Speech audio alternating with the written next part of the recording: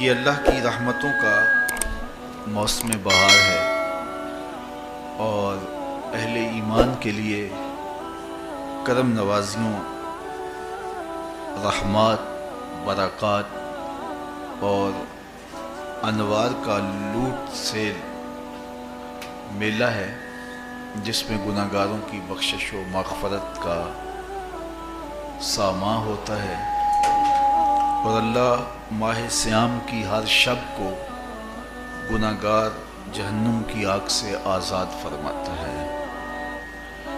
یہ بابرکت مہینہ اپنے دامن میں اتنی برکتیں لیے ہوئے جلوہ گر ہوتا ہے کہ رسول کریم صلی اللہ علیہ وآلہ وسلم نے ارشاد فرمایا، اگر لوگوں کو پتہ چل جائے کہ رمضان میں کیا ہے تو وہ آرزو کریں کہ پورا سال ہی رمضان رہے۔ اتنی برکتیں اور اتنی رحمتیں اللہ نے اس مبارک مہینے کے دامن میں ڈال دی ہیں۔ میں نے جو آپ کے سامنے آیت کریمہ تلاوت کی ہے، اس میں بھی اس مفہوم کو بیان فرمایا گیا کہ اے ایمان والو، تمہارے اوپر روزے فرض کیے گئے ہیں جس طرح تم سے پہلوں پہ فرض کیے گئے تھے۔ یا ایھا الذین آمنوا کتب علیکم الصیام کما کتب علی الذین من قبلکم۔ کیوں فرض کیے گئے؟ وجہ کیا ہے؟ لعلکم تتقون، تاکہ تم متقی بن جاؤ، تم پرہیزگار بن جاؤ۔ تو روزے کی فرضیت کا نتیجہ تقوی کا حاصل ہونا ہے، اتقاء کی دولت کا نصیب ہونا ہے۔ تو اس آیت کریمہ میں تین چیزیں بیان کی گئی۔ سب سے پہلی، اے ایمان والو، تمہارے اوپر روزے فرض کیے گئے۔ پھر دوسری بات، جس طرح تمہارے سے پہلوں پہ فرض کیے گئے۔ اور تیسری بات، تاکہ تمہیں تقوی کا نور نصیب ہو، تمہیں اتقاء کی دولت نصیب ہو۔ تو ایک تو روزے کی فرضیت کا حکم دیا گیا، اور دوسرا یہ تسلی دی گئی کہ یہ بھوک اور پیاس کی شدت تمہیں ہی نہیں کاٹنا پڑے گی، تم سے قبل بھی لوگ یہ عبادت کرتے رہے ہیں، اور وہ اس مشکل عبادت سے تقوی کو حاصل کرتے رہے ہیں، اور تمہیں بھی ہم اس راستے سے تقوی نصیب کرنا چاہتے ہیں۔ علامہ حقی علیہ رحمہ نے لکھا ہے کہ ملک تحمور الثالث، یہ حضرت آدم علیہ السلام کی اولاد سے تیسرا بادشاہ گزرا ہے، اس کے زمانے میں قحط پڑ گیا تھا، تو اس نے اپنی قوم کو یہ حکم دیا کہ ایک وقت کا کھانا آپ کھا لیں اور ایک وقت کا کھانا بچائیں، اور وہ قحط زدہ علاقوں میں بھیجیں۔ تو قوم نے اس حکم کو بصر و چشم قبول کیا، اور ایک وقت کا فاقہ کاٹ کے اپنے ان بھائیوں کے لیے وہ کھانا بھیجتے جو قحط میں مبتلا تھے۔ قوم کی یہ ادا اللہ کو پسند آ گئی، اور وقت کے نبی پر وحی کی گئی کہ تمہارے اس عمل کو ہم عبادت قرار دیتے ہیں۔ تو حضرت آدم علیہ السلام کے بعد متصل ہی یہ عبادت فرض کی گئی، اور پھر جتنی بھی ملتیں، قومیں اور امتیں آئیں، ان میں روزے کی تحسین کی گئی اور روزے کی تلقین کی گئی۔ پرانی جتنی بھی کتابیں ہیں، اناجیل ہیں، تورات ہے، اس میں روزہ داروں کی تعریف موجود ہے۔ اور حضور علیہ السلام جب اس دنیا پہ تشریف فرما ہوئے تو آقا کریم روزے کی فرضیت سے پہلے بھی روزے رکھتے تھے۔ ویسے روزہ سن 2 ہجری کو فرض ہوا ہے، شعبان المعظم کے مہینے میں، لیکن اس سے قبل بھی ایام 20 کے حضور روزے رکھتے تھے، اور اس کے علاوہ بھی مختلف ایام میں اللہ کے محبوب روزے رکھتے تھے۔ روزے کی فرضیت کے بعد حضور علیہ السلام کی زندگی میں کل 9 رمضان آئے ہیں، جس میں 7 29 کے تھے اور 2 30 کے تھے۔ یہ بات ذہن میں رکھیے گا کہ روزے 29 ہوں ثواب پھر بھی 30 کا ہی دیا جاتا ہے. تو زیادہ تر جو رمضان المبارک کے مہینے ہوتے ہیں وہ 29 کے ہوتے ہیں، 30 کے کم ہوتے ہیں. حضور کی زندگی میں 9 میں سے 7 جو ہیں وہ 29 کے ہوئے ہیں اور 2 30 کے ہوئے ہیں، تو ثواب پورے 30 کا ہی ہے. بعض لوگوں کو زیادہ ہی مسئلہ ہوتا ہے، 29 ہو جائیں تو یہ اللہ کا کرم ہے کہ روزہ رکھنا بھی نہیں پڑا اور 30ویں کا ثواب بھی مل گیا، لیکن وہ شور مچا دیتے ہیں کہ یہ روزہ کھا گئے ہیں. میرا نہیں خیال کہ کسی کو اپنے ذمے اتنی بڑی امت کا بوجھ لینے کی پریشانی ہو اور وہ خام خواہ ایک روزے کے لیے پوری امت کا بوجھ اپنے کندھوں پہ ڈال لے.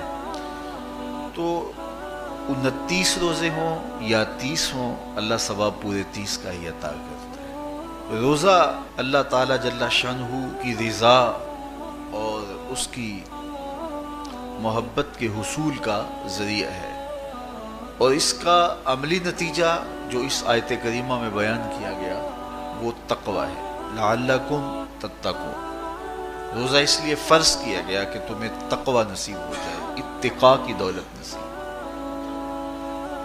اب سوال یہ ہے، کیا تقوی بھوک اور پیاس سے حاصل ہوتا ہے؟ پیاس کاٹنے سے، بھوک کاٹنے سے کیا تقوی نصیب ہو جاتا ہے؟ صبح سے لے کر شام تک روزہ رکھنے کی تلقین کی گئی. یہاں ناروے میں اور مختلف ممالک کے اندر 20-20 گھنٹے کا روزہ ہے، اور ہمارے بھی یہاں 16-17 گھنٹے مسلسل شدت کی گرمی میں بھوک اور پیاس کاٹنا ہوتی ہے. اتنا طویل دورانیہ جو بھوک اور پیاس کاٹی ہے، اس کا مقصد رزق بچانا نہیں ہے، بلکہ وَيُزَادُ فِيهِ رِزْقُ الْمُؤْمِنِ، ماہ سیام میں مومن کا رزق بڑھ جاتا ہے. آپ اپنا بجٹ دیکھ لیجئے، باقی مہینوں کی نسبت ماہ سیام میں آپ کے اخراجات زیادہ ہوتے ہیں اور کشادگی ہوتی ہے. تو یہ کوئی خوراک بچاؤ مہم نہیں ہے، بلکہ رزق تو بڑھ جاتا ہے، لیکن اس کے باوجود 20-20 گھنٹے، 17-17، 18-18 گھنٹے پیاس اور بھوک کاٹنا، اس کا کوئی مقصد ہے تو وہ مقصد قرآن نے بیان کیا کہ اس کے نتیجے میں تمہیں اتقاء کی دولت ملے گی، تمہیں تقوی کا نور نصیب ہوگا. سوال یہ کھڑا ہوا، کیا بھوک اور پیاس کاٹنے سے تقوی مل جاتا ہے؟ تو اس کو سمجھنے کے لیے ایک مختصر تمہید سمجھنا ہوگی، اور وہ یہ کہ ہمارے 2 دشمن ہیں جو ہمیں جادہ مستقیم سے ہٹانے کے لیے دن رات کوشاں ہیں. ایک شیطان اور دوسرا نفس. یہ 2 دشمن ہیں جو ہماری متاع عمل، ہمارا خلوص، ہماری للہیت، ہمارا باطن لوٹنے کے لیے ہر وقت مستعد اور فعال رہتے ہیں. اب ان 2 دشمنوں سے ہمارے تنہا ناتواں وجود کا مقابلہ ہے، اور ان میں سے جو بڑا دشمن ہے وہ نفس ہے، کیونکہ شیطان نے جب انکار سجدہ کیا تو ہم تو یہ کہتے ہیں کہ ہمیں شیطان نے بہکا دیا، لیکن شیطان نے جب انکار سجدہ کیا اور خود بہک گیا تو اس وقت کوئی دوسرا شیطان تو نہیں تھا جس نے شیطان کو بہکایا، وہ نفس تھا جس نے شیطان کو شیطان بنایا. اس نے اندر سے کہا انا خیر منہ، میں بہتر ہوں. تو یہ انانیت جو تھی، انا خیر منہ، اس نے اس کو بہکایا. تو شیطان کو شیطان بنانے والا نفس ہے، تو نفس شیطان سے بھی بڑا دشمن ہے. ایک بزرگ تھے، وہ ساری زندگی اپنی زبان پہ انا کا لفظ نہیں آنے دیتے تھے. اس مفہوم کو بیان کرنا ہوتا تو وہ با الفاظ دیگر بیان کرتے. میں کا لفظ، انا کا لفظ وہ اپنی زبان پہ ساری زندگی انہوں نے جاری ہی نہیں ہونے دیا. کہتے تھے اس لفظ نے شیطان کا بیڑا غرق کر دیا، تو میں یہ لفظ زبان پہ آنے نہیں دوں گا. اچھا، بندے بھی بڑے عجیب ہوتے ہیں. کسی نے کہا لو ان کی زبان پہ یہ لفظ آتا کیوں نہیں، میں جاتا ہوں اور ان کی زبان پہ یہ لفظ آئے ہی آئے. چلے گئے. بزرگ تشریف فرما تھے، نماز کا وقت قریب ہو رہا تھا. حضرت ایک مسئلہ پوچھنے آیا ہوں. کہا پوچھئے. شیطان کو کس چیز نے برباد کیا؟ حضرت آپ تو بولیں گے کہ میں نے، آنا نے، تو کہوں گا جیسے بھی ہوا ان کے زبان پہ لفظ میں تو آ ہی گیا نا۔ تو وہ بزرگ بھی بڑے سیانے تھے، اس کی نیت کا کھوٹ سمجھ گئے، فرمانے لگے بیٹا نماز کا وقت ہو گیا ہے، نماز پڑھ لیتے ہیں پھر اس پہ بات ہوتی ہے۔ نماز ہوئی، سلام پھرا تو خود ہی فرمانے لگے کسی نے کہا تھا کہ شیطان کو کس چیز نے برباد کیا، جواب دینا چاہ رہا ہوں کس نے پوچھا تھا، جھٹ کھڑا ہو گیا، میں نے کہا اسی چیز نے اس کا بیڑا غرق کر دیا۔ تو جو نفس تھا وہ شیطان کو شیطان بنانے والا ہے، تو ہمارے ساتھ نفس بھی لگا ہوا ہے، ہمارے پیچھے شیطان بھی لگا ہوا ہے۔ شیطان بھی بڑا مکار دشمن ہے، چھوٹا دشمن یہ بھی نہیں ہے۔ یہ ہماری متاع عزیز کو، متاع ایمان کو، متاع عمل کو، متاع خلوص کو لوٹنے کے لیے دن رات مستعد اور فعال رہتا ہے۔ اللہ کے محبوب نے فرمایا الشیطان جاسم علی قلب ابن آدم فاذا ذکر اللہ خانسہ واذا غفل وسوسہ۔ شیطان اولاد آدم کے دل پہ قبضہ جما کے بیٹھ جاتا ہے، جب یہ اللہ کا ذکر کرتا ہے تو بھاگ جاتا ہے، اور جب یہ اللہ کے ذکر سے غافل ہوتا ہے تو یہ وسوسہ اندازی کرتا ہے۔ تو شیطان اولاد آدم کے دل پہ قبضہ جماتا ہے، اسے پتہ ہے کہ دل قابو میں آ گیا تو پورا بدن قابو میں آ گیا، چونکہ میرے اعضائے بدنیاں میرے دل کے تابع ہیں۔ موسم اچھا ہے، رت سہانی ہے، صحن چمن میں پھول کھلے ہیں، لیکن میرا دل نہیں چاہ رہا تو ٹانگیں جنبش ہی نہیں کریں گی۔ مرغن غذائیں سامنے پڑی ہیں اور آپ کا تقاضا ہے کہ جناب لے لیجئے، لیکن میرا جی نہیں چاہے گا تو ہاتھ جنبش نہیں کریں گے۔ آسمان ستاروں اور کہکشاؤں سے بھرا ہوا ہے، جی نہیں چاہے گا تو نظر نہیں اٹھے گی۔ آپ سماعتیں بچھائے بیٹھے تھے، جی نہیں چاہے گا زبان نہیں بولے گی۔ تو پورے آزاد دل کے تابع ہیں، اور اگر دل شیطان کے تابع ہو گیا، اس کے ہتھے چڑھ گیا، تو پھر اعضاء وہی کریں گے جو شیطان چاہے گا۔ اور اگر یہ دل مالک کی محبت سے سرشار ہوگا تو پھر دل جو چاہے گا وہی اعضاء کریں گے، تو دل اللہ کی نافرمانی کی چاہت ہی پیدا نہیں ہونے دے گا، تو اعضائے بدنیاں کا رخ بھی اللہ کی رضا کے حصول کے لیے ہوگا۔ تو شیطان بھی قبضہ دل پہ جماتا ہے اور دل کو قابو میں کر کے حضرت انسان کا بیڑا غرق کرتا ہے۔ اللہ تعالیٰ کا کرم یہ ہوا اذا جاء رمضان سلسلۃ الشیاطین۔ اللہ کے محبوب علیہ السلام ارشاد فرماتے ہیں جب ماہ صیام آتا ہے تو شیاطین جکڑ دیے جاتے ہیں، جنت کے دروازے کھول دیے جاتے ہیں، جہنم کے دروازے بند کر دیے جاتے ہیں۔ اب ہمارے دو دشمن تھے، ایک نفس اور دوسرا شیطان، دونوں کے مقابلے میں ناتواں اور کمزور جان کو مقابلے میں آنا پڑتا تھا، لیکن جب ماہ صیام آیا، یہ ماہ انور آیا، تو ہمارے دو دشمنوں میں سے ایک دشمن باندھ دیا گیا۔ اب ہمارا مقابلہ صرف ایک دشمن سے رہ گیا۔ دیکھیے ماہ رمضان آتا ہے تو مسجدوں کے در کشادہ ہو جاتے ہیں، لوگوں کا رجحان دین کی طرف ہوتا ہے۔ جو 5 نمازیں بھی نہیں پڑھتے ہوتے ان کو تراویح میں بھی کھڑا ہوتا دیکھتے ہیں، اہتمام ہوتا ہے، نیکی کا، صدقہ و خیرات کا ماحول پیدا ہوتا ہے۔ ایسا کیوں ہے کہ شیطان بند گیا، لیکن اس کے باوجود نظر بھٹک رہی ہے، خیالوں میں آوارگی ہے اور رشوت کا بازار گرم ہے۔ کیوں کہ ابھی نفس موجود ہے۔ تو نیکی کا جو ماحول پیدا ہوا یہ شیطان کے بند جانے کی وجہ سے، اور برائی کا ماحول اب بھی موجود ہے یہ نفس کے موجود ہونے کی وجہ سے۔ تو ہمارے دو دشمن ہیں جو ہمیں جادہ مستقیم سے ہٹاتے ہیں، ایک شیطان اور دوسرا نفس۔ اب جب ماہ صیام آیا تو شیطان باندھ دیا گیا، اب ہمارا مقابلہ صرف نفس سے ہے، اور یہ نفس شیطان سے بھی بڑا دشمن ہے۔ شیطان کو شیطان بنانے والا نفس، اور وہ ہمارے ساتھ جڑا ہوا ہے۔ ماہ صیام میں شیطان تو بند گیا لیکن نفس نہیں بندھا۔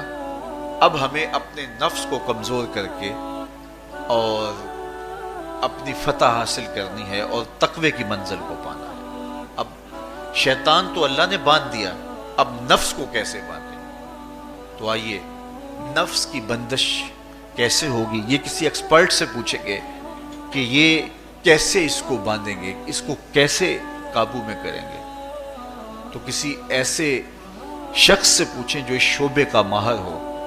تو علامہ اقبال کے مرشد ملا جلال الدین رومی علیہ رحمہ کہتے آؤ تمہیں میں ایک معالج کا پتہ دیتا ہوں جو تمہیں اس بیماری کا علاج بتائے گا اور اس کی بندش کے طریقے بتائے گا۔ شیخ رومی علیہ رحمہ فرماتے ہیں ہفت شہر عشق را اتار گشت ما ہنوز اندر خم یک کوچام۔ عشق کے 7 شہر شیخ فرید الدین اتار گھوم چکے ہیں اور میرے جیسا شخص عشق کے پہلے شہر کی پہلی گلی کے کونے پہ کھڑا ہے۔ اب اندازہ کیے کہ جن کا پتہ حضرت ملا جلال الدین رومی دے رہے ہیں وہ کس بلند مرتبے پہ فائز المرام ہے۔ فرمایا کہ وہ عشق کے 7 شہر گھوم چکے ہیں اور میں پہلے شہر کی پہلی گلی کی نکر پہ کھڑا ہوں۔ اب شیخ فرید الدین علیہ رحمہ سے پوچھئے کہ شیطان تو بند گیا، اب نفس کا وبال ہمارے اوپر پڑ رہا ہے اور ہم اس کے باوجود ماہ صیام کے اندر گناہوں میں منہمک ہیں، تو ہمیں بتایا جائے کہ اس نفس کا علاج کیسے کیا جائے۔ ہمیں آپ کا پتہ بتایا گیا ہے۔ تو شیخ فرید الدین اتار بولے نفس نتواں کشت الا باسے چیز بات گوئم یاد گیرش اے عزیز۔ نفس نہیں مرتا لیکن اگر 3 اسلحے تیرے پاس ہوں تو یہ ٹھہر بھی نہیں سکتا۔ وہ 3 اسلحے کون سے ہیں؟ خنجر خاموشی و شمشیر جو، نیزائے تنہائی و ترک ہجوم۔ خاموشی کا خنجر، بھوک کی تلوار اور تنہائی کا نیزہ۔ یہ 3 اسلحے ایسے ہیں اگر تو یہ لے کر کے نفس پہ ٹوٹ پڑے تو پھر نفس کا مقابلہ تیرے لیے آسان ہوگا۔ خنجر خاموشی، خاموشی کا خنجر۔ اللہ کے محبوب علیہ السلام نے فرمایا من صامت نجا، جو خاموش ہو گیا وہ نجات پا گیا، کیونکہ انسان کی زندگی کی زیادہ آفتیں اس کی زبان کی وجہ سے۔ آپ اپنے گناہوں کا اور میں اپنے گناہوں کا اگر احتساب کروں تو ہمیں سب سے زیادہ گناہ زبان کے ملیں گے۔ آنکھیں بھی گناہ کرتی ہیں، ہاتھ بھی گناہ کرتے ہیں، پاؤں بھی گناہ کرتے ہیں، لیکن سب سے زیادہ گناہ زبان کرتی ہے۔ جھوٹ بھی بولتی ہے، غیبت بھی کرتی ہے، شکوہ بھی کرتی ہے، گالی سب و شتم اور کیا کچھ زبان کے گناہ ہیں۔ اسی لیے اللہ کے محبوب نے فرمایا جو تمہارے 2 جبڑوں کے درمیان ہے یعنی زبان اور 2 ٹانگوں کے درمیان ہے تمہاری پارسائی کی جگہ، تم ان 2 چیزوں کی مجھے ضمانت دے دو، میں محمد تمہیں جنت کی ضمانت دے دیتا ہوں۔ تو انسان کے سب سے زیادہ گناہ زبان کے ہیں اور اس کی پارسائی کی جگہ کے۔ تو اس لیے میرے حضور نے فرمایا من صامت نجا، جو خاموش ہو گیا وہ نجات پا گیا۔ خنجر خاموشی، خاموشی کا خنجر نفس کشی کا ایک مؤثر ذریعہ۔ اور دوسری بات بشمشیر جو، اور بھوک کی تلوار۔ تو بھوک سے نفس کا مقابلہ کیا جا سکتا ہے، بھوک کی تلوار سے نفس کا سر کاٹا جا سکتا ہے۔ اللہ کے محبوب کا فرمان سنیے یا معاشر الشباب من استطاع منکم الباء فلیتزوج فإنه اغض للبصر واحسن للفرج فمن لم یستطع فعلیہ بالصوم فإنه له وجاء۔ اے جوانوں کے گروہ، تم میں سے اگر کوئی نکاح کرنے کی طاقت رکھتا ہے تو وہ دیر نہ کرے، فی الفور نکاح کر لے، یہ نظر کا اور پارسائی کا محافظ ہے۔ لیکن اگر تم میں سے کوئی نکاح کرنے کی فی الحال پوزیشن میں نہیں ہے تو وہ کثرت کے ساتھ روزے رکھے۔ روزے قاطع شہوات ہیں، تو بھوک سے نفس کو جو ہے وہ روکا جا سکتا ہے، اس کو لگام ڈالی جا سکتی ہے۔ تیسری بات نیزہ تنہائی، تنہائی کا نیزہ۔ تو فرمایا گیا کہ العافیت فی العزلہ، کہ تنہائی کے اندر ہی عافیت ہے۔ جب مجلسوں میں غیبت کی بدبو پھیلتی ہو اور چغلی کا ماحول معاشرے کا جزو لا ینفک بن جائے اور مجالس کے اندر نظروں کی پاکیزگی کا قائم رہنا مشکل ہو جائے اور انسان کی زندگی کے اندر گناہوں کا بہت بڑا سبب مجلسی زندگی ہو تو پھر اس سے تنہائی بہتر ہے۔ حضرت شاہ نقشبند بخاری فرماتے ہیں کہ فقیر کے لیے سب سے اچھی جگہ اللہ کا گھر مسجد ہے، یا کسی کامل صالح شخص کی صحبت ہے، اور یا پھر تنہائی ہے۔ چوتھی جگہ ہلاکت کے علاوہ اور کچھ نہیں ہے۔ ہمیں اپنے کاروبار میں، اپنے معاملات میں، اپنی ملازمتوں میں جانے کی تلقین کی گئی تو وہاں یہ تلقین کی گئی کہ دیر سے جاؤ جلدی واپس آ جاؤ، اور مسجد میں جاتے ہوئے تلقین کی گئی کہ جلدی جاؤ اور دیر سے واپس آؤ۔ لیکن ہم مسجد کے دروازوں پہ جب دور موجود میں رش دیکھتے ہیں کہ لوگ بہت جلدی نکلنا چاہتے ہیں، حتیٰ کہ کندھوں سے کندھے ٹکرا رہے ہوتے ہیں کہ جلدی سے باہر نکل جائیں، حالانکہ وہ عافیت کی جگہ ہے، 2 منٹ زیادہ بھی ہو جائیں تو کوئی حرج نہیں ہے۔ اور ایسے لوگوں کو بھی نکلنے میں جلدی کرتے ہوئے دیکھا ہے کہ لگتا تو یہ تھا کہ شاید انہوں نے کسی ضروری کام پہ جانا ہے، لیکن باہر نکل کے بازار میں پھٹے پہ بیٹھے تھے اور مسجد سے نکلنے کی جلدی بہت تھی۔ تو مسجد میں جلدی جاؤ اور دیر سے واپس آؤ، اور بازار میں دیر سے جاؤ اور جلدی واپس آؤ، لیکن ہمارے رویے اس کے برعکس ہو گئے۔ تو تنہائی میں عافیت ہے، خاموشی میں عافیت ہے، اور بھوک میں عافیت ہے، اور یہ ساری چیزیں روزے میں میسر ہیں۔ فرمایا تم سے اگر کوئی شخص الجھے، بحث کرے، لڑائی کرنا چاہے تو تم اسے کہو انی صائم، میں نے روزہ رکھا ہوا ہے۔ اسی طرح جو ہے وہ روزے سے آپ کو یکسوئی ملے گی، قرآن مجید کی تلاوت کا ماحول ہوگا اور تم بھوک کاٹو گے، اور یہ تینوں چیزیں تمہارے نفس کو کمزور کرنے والی ہیں۔ شیطان بند گیا، نفس کمزور ہو گیا، اور جب نفس کمزور ہو گیا، کمزور ہوتا ہے، یہ نفس مرتا نہیں ہے۔ یہ تو کوئی ہے باج فقیراں کسے نہیں ماریا، باہو ظالم چور اندر دا۔ یہ اندر والا چور جو ہے وہ اتنی آسانی سے قابو آتا ہی نہیں ہے، یہ پھر سر اٹھا لیتا ہے۔ اس کو جتنا کچلو، یہ کچھ عرصے کے بعد تھوڑی سی خوراک ملتی ہے تو پھر سر اٹھا لیتا ہے۔ حضرت بایزید بستامی کہتے ہیں میں نے اپنے نفس کو ایک دن کہا کہ میں تجھے خوراک بھی نہیں دیتا اور تو پھر بھی موٹا تازہ ہے، تو میرے نفس نے مجھے کہا کہ اے بایزید جب تم بازار سے گزرتے ہو تو لوگ انگلیاں اٹھا اٹھا کہتے ہیں یہ بایزید جا رہا ہے، یہ بایزید جا رہا ہے، تو مجھے میری غذا اور خوراک اس سے مل جاتی ہے۔ تو یہ خوراک ہوتی ہے نفس کی۔ تو نفس بہت ظالم ہے اور ساری زندگی اس سے لڑتے ہوئے گزرتی ہے۔ وہ کسی نے کہا تھا نا تمام عمر طوفان سے کھیلتے گزری، نیا کے ڈوبنے کا ڈر بھی رہا۔ تو یہ ساری زندگی اس طرح ٹکراتے ہوئے سے گزرتی ہے، لیکن جب کمزور ہو جائے تو پھر یہ شیطان کو جو ہے وہ موقع نہیں دیتا ہے۔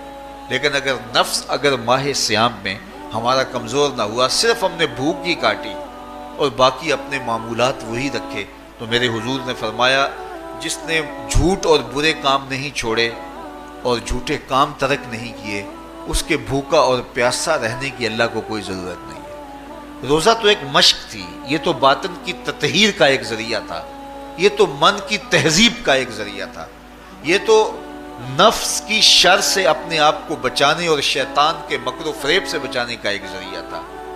دیکھیے شیطان بند جاتا ہے ماہ سیام میں، حدیث واضح ہے، لیکن نفس موجود رہتا ہے۔ اگر نفس کمزور ہو گیا تو شیطان چھٹ کے بھی کچھ نہیں کرے گا، کیونکہ شیطان باہر کا دشمن ہے، نفس اندر کا دشمن ہے۔ جب تک اندر والا دشمن ساتھ نہیں دیتا، باہر والا دشمن کچھ نہیں کر سکتا۔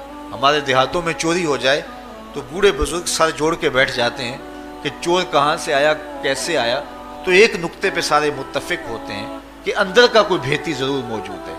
اگر اندر کا کوئی بھیتی موجود نہیں ہے تو چور باہر سے آ کے حملہ آور ہو ہی نہیں سکتا ہے۔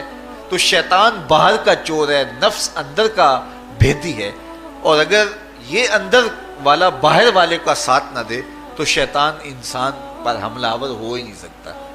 اس لیے اس کو قابو کر لیں، اس کو رام کر لیں، تاکہ شیطان چھٹنے کے باوجود بھی جو ہے وہ ہمارے اوپر حملہ آور نہ ہو سکے۔ ورنہ وہ تو پیچ و تاب کھا رہا ہے کہ یہ جو تم نمازیں پڑھتے ہو، سروں پہ ٹوپیاں تم نے پہنی ہیں اور بڑے شریف بن کے مسجد میں جا رہے ہو، ذرا چھٹ لوں عید کے دن ہی جو ہے وہ تمہارا سارا کیا دھرا برباد نہ کیا تو مجھے شیطان نہ کہنا۔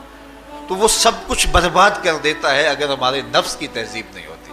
تو یہ اللہ نے ایک ہمیں موقع دیا ہے، پورا ایک مہینہ ہے، ایک ورکشاپ ہے باطن کی تطہیر کے لیے اور ایک اندر کی پاکیزگی کے لیے ہمیں ایک موقع فراہم کیا گیا ہے، اور اس سے ہم بھرپور فائدہ حاصل کریں۔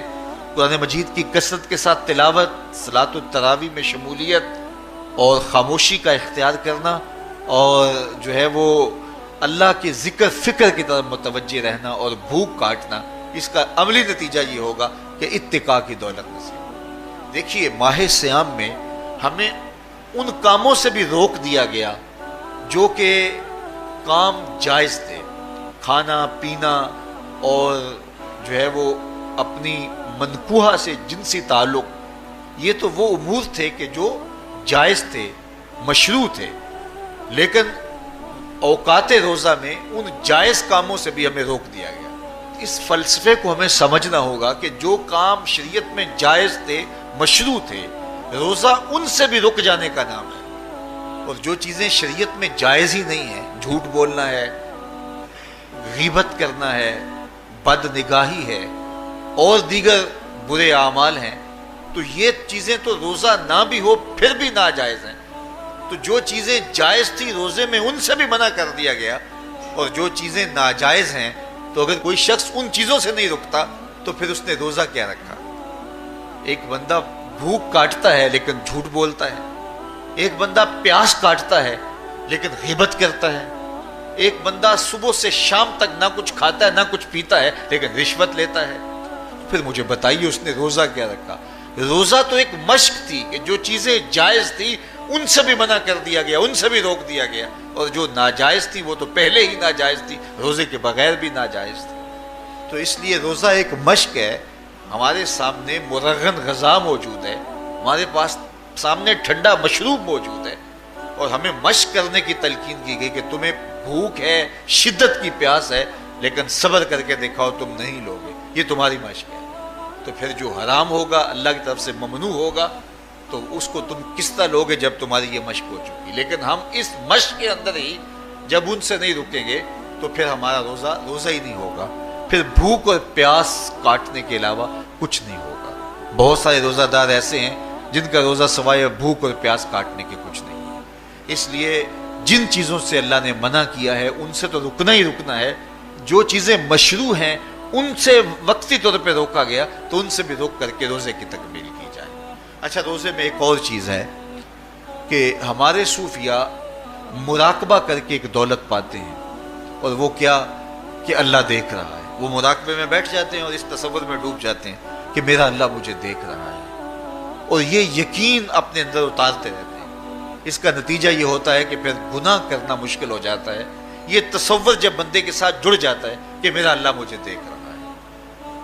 ماہ سیام میں یہ دولت اللہ بانٹ دیتا ہے، جو مراقبے سے صوفیاء حاصل کرتے ہیں، اللہ تعالیٰ اس دولت کو اہل ایمان پہ چھڑک دیتا ہے۔ کڑکتی دھوپ، برستی گرمی، زباں کانٹا، ہونٹ خشک، ٹھنڈا پانی دستیاب، دروازہ مقفل، کوئی دیکھنے والا بھی نہیں ہے، لیکن بندہ ایک گھونٹ بھی نہیں پیتا، وضو کرتے بھی احتیاط کرتا ہے کوئی قطرہ حلق سے نیچے نہ اتر جائے، کیوں کہ میرا اللہ مجھے دیکھ رہا ہے۔ جو چیزیں صوفیاء کو مراقبے سے نصیب ہوتی ہیں، ماہ سیام میں اللہ اس دولت کو بانٹ دیتا ہے، چھڑک دیتا ہے، بارش کی طرح وہ دولت برستی ہے، اور یہ تصور ہمارے ساتھ جڑ جاتا ہے کہ میرا اللہ مجھے دیکھ رہا ہے۔ ہم پانی نہیں پیتے، اللہ دیکھ رہا ہے، مرغن غذائیں موجود ہیں کہ اللہ دیکھ رہا ہے۔ تو میں یہ پوچھتا ہوں کہ ہم کھانا نہیں کھاتے کہ اللہ دیکھ رہا ہے، ہم پانی نہیں پیتے کہ اللہ دیکھ رہا ہے، لیکن جب رشوت لے رہے ہوتے ہیں اللہ اس وقت نہیں دیکھتا؟ جب نظر بھٹک رہی ہوتی ہے اللہ اس وقت نہیں دیکھتا؟ جب خیال بہک رہا ہوتا ہے اللہ اس وقت نہیں دیکھتا؟ جب سوچوں میں آوارگی آتی ہے اللہ اس وقت نہیں دیکھتا؟ تو یہ صرف وہ کھانے اور پینے کو ہی دیکھ رہا ہے، باقی امور زندگی کو نہیں دیکھ رہا، اور وہ کیا صرف رمضان میں دیکھتا ہے، غیر رمضان میں نہیں دیکھتا؟ تو یہ جو نور اترا تھا ماہ سیام میں، اس کو اپنے اندر اگر جذب کر لیا جائے تو زندگی سنور جاتی ہے۔ جو مراقبوں سے حاصل ہوتا تھا ماہ سیام میں، وہ میਂہ کی طرح برسا، اور ہم اس کے اپنے اندر سمولیں، جذب کر لیں، تو نتیجہ یہ ہوگا کہ ہماری زندگی نور نہ لا نور ہو جائے گی۔ اور یہ تصور جب انسان کی زندگی میں جم جائے تو یہ گناہوں سے روکنے کا مؤثر ذریعہ ہے کہ میرا اللہ مجھے دیکھ رہا ہے۔ مجھے بتائیے اس سے بڑا ہیجان انگیز بھی کوئی منظر ہو سکتا ہے کہ حسن کی پتلی ہے، اور جو ہے وہ اس کی ایک ایک ادا اور اشوے سے قیامتیں پھوٹتی ہیں، اور وہ خود جناب یوسف کے سامنے اپنے حسن کو پیش کر رہی ہے، ساتوں دروازے بھی مکفل ہیں، بت کے اوپر بھی کپڑا ڈال لیا، اور زلیخا حضرت یوسف کو خود کہہ رہی ہے تالک یوسف اب تو آ جاؤ نا، ذرا آنکھ اٹھا کے میرے جلوے دیکھو۔ لیکن جناب یوسف کیا بولتے ہیں؟ قال معاذ اللہ، میں اللہ کی پناہ میں آتا ہوں۔ کہا تو 7 دروازے بند کر کے لوگوں کی نظروں سے چھپ گئی، اور موٹا کھیس ڈال کے اپنے زوم میں اپنے جھوٹے خدا سے بھی شرم کرتی ہے اور اس سے چھپ گئی، میں اس خدا سے حیا کیوں نہ کروں جو 7ویں کوٹری میں بھی دیکھ رہا ہے۔ پھر اتنی روشنیاں برسی، اتنا یقین برسا کہ گناہ کیا، گناہ کا تصور بھی محال ہو گیا۔ تو مجھے بتائیے کتنا ہیجان انگیز منظر تھا جب حسن قدموں میں بچھنے کے لیے خود بےتاب تھا، اور حضرت یوسف جوان رانا ہے، جوانی اور شباب پورے بانکپن پہ ہے، اور ادھر حسن مچل مچل کے قدموں میں بچھ رہا ہے، لیکن یہ جذبہ کہ میرا اللہ مجھے دیکھ رہا ہے ایسی رکاوٹ بنتا ہے، قال معاذ اللہ، کہا میں اللہ کی پناہ میں آتا ہوں۔ تو یہ یقین جب بندے کے ساتھ جڑ جاتا ہے کہ میرا اللہ مجھے دیکھ رہا ہے، تو پھر انسان کے لیے گناہ سے بچنا کوئی مشکل نہیں ہوتا۔ گھر میں فاقے ہوں، مشکل میں بندہ پھنسا ہو اور اس کو رشوت مل رہی ہو، تو پھر اپنا ہاتھ روکنا بڑا مشکل ہوتا ہے، بلکتے بچوں کا خیال آتا ہے۔ لیکن جب یہ خیال ہو کہ میرا رب میرا رازق ہے اور میرے اس عمل کو دیکھ رہا ہے، تو پھر بندہ اس کو پرے کا کی حیثیت بھی نہیں دیتا، اور جب وہ پاؤں کی ٹھوکر پہ بھی نہ رکھے تو پھر اللہ فرماتا ہے وَيَرْزُقُهُ مِنْ حَيْثُ لَا يَحْتَسِبُ، تو یہ کر کے دیکھ میں تجھے وہاں سے رزق دوں گا جہاں سے تجھے گمان بھی نہیں ہوگا۔ تو اپنے یقین کو کھڑا کر کے دیکھ، میرے اوپر اعتماد کر کے دیکھ۔ میرے حضور نے فرمایا اللہ پر توکل کرنے کا جو حق ہے اگر تم ادا کرو، وہ تمہیں ایسے رزق دے جیسے پرندوں کو عطا کرتا ہے۔ صبح گھر سے نکلتے ہیں خالی پیٹ ہوتے ہیں، ہمیں تو پتہ ہے دفتر میں جانا ہے، ہمیں تو پتہ ہے دکان پہ جانا ہے، ہمیں تو پتہ ہے فیکٹری میں جانا ہے، ہمیں تو پتہ ہے کہ ہم نے فلاں جگہ جا کے دہاڑی لگانی، لیکن ان کا کوئی کاروبار نہیں ہوتا، کوئی فیکٹری نہیں ہوتی۔ جدھر جی آیا صبح جو ہے وہ اڑان بھر دی، بند توکل پنچھی اڑ دے، خرچ نہ پلے زیرہ ہو، نہ کوئی راس ہے نہ کوئی کاروبار ہے، لیکن کبھی ایسا نہ ہوا کہ شام کو خالی پیٹ آئے ہوں۔ تو کہا اگر تم اللہ پہ توکل کر لو، وہ بھی تمہیں ایسے رزق دے جیسے پرندوں کو رزق عطا کرتا ہے۔ پرندوں میں سے ایک پرندہ ہے ہنس، یہ سچے موتی کھاتا ہے، اور آپ پنساری کے پاس موتی لینے جائیں تو ہزاروں روپے تولے کے ماشے کے حساب سے آپ لیں، تو پھر بھی آپ سوچتے ہیں کہ پتہ نہیں یہ خالص دیا یا نہیں دیا۔ وہ اتنے نایاب اور کامیاب ہیں کہ آپ ماشوں اور تولوں میں خریدتے ہیں اور پھر بھی آپ کو شک رہتا ہے کہ یہ خالص ہیں یا کہ نہیں۔ اور ہنس کھاتا ہی وہ ہے، اور دنیا پر ایک نہیں لاکھوں کروڑوں ہنس ہیں، اور روزانہ صبح و شام کھاتے ہیں اور پیٹ بھر کے کھاتے ہیں، اور اللہ انہیں روز عطا بھی کرتا ہے۔ تو یہ مالک وہ ہے، رازق ہے۔ جب اس پہ توکل اور اس پہ یقین پیدا ہو جاتا ہے تو پھر مشکل نہیں رہتا، پھر آسانی پیدا ہو جاتا ہے۔ تو روزوں میں اللہ تعالیٰ یہ یقین دیتا ہے کہ وہ مجھے دیکھ رہا ہے، بندہ یہ تیقن پیدا کر لیتا ہے کہ میرا اللہ مجھے دیکھ رہا ہے۔ بعض کا چھوٹے بچے روزہ رکھ لیتے ہیں تو مائیں بے چین ہو جاتی ہیں، جب دوپہر کے وقت پھول جیسے بچے کملا جاتے ہیں تو مائیں انہیں بند کمرے میں کوئی کھانا یا کوئی ٹافی یا کوئی اور چیز یا چاکلیٹ دیتی ہیں کہ بیٹے یہ کھا لو، تو وہ بچے نہیں کھا رہے ہوتے، تو مائیں کہتے ہیں پتر کھا لو کوئی نہیں دیکھ رہا، تو وہ بچے بھی کہتے ہیں اللہ دیکھ رہا ہے۔ تو وہ جو صوفیاء کو مراقبوں سے ملتا ہے وہ ایک بچے کو بھی نصیب ہو رہا ہے کہ میرا اللہ مجھے دیکھ۔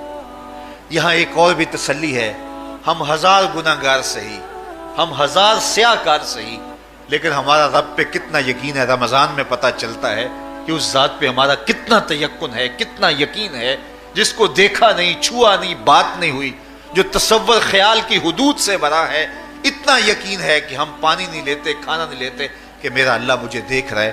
کاش کہ اس کو ہم اپنی پوری زندگی میں پھیلا لیں، اور اس کو زندگی میں جب ہم طاری کر لیں گے تو پھر گناہ کرنا محال اور ناممکن ہو جائے گا، اور زندگی نور علی نور ہو جائے گی، اور یہی تقوی کا حصول ہے۔ تو فرمایا اے ایمان والو، تمہارے اوپر روزے فرض کر دیے گئے جس طرح تم سے پہلوں پہ فرض کیے گئے تھے، لعلکم تتقون، تاکہ تم متقی بن جاؤ، تاکہ تم پرہیزگار بن جاؤ۔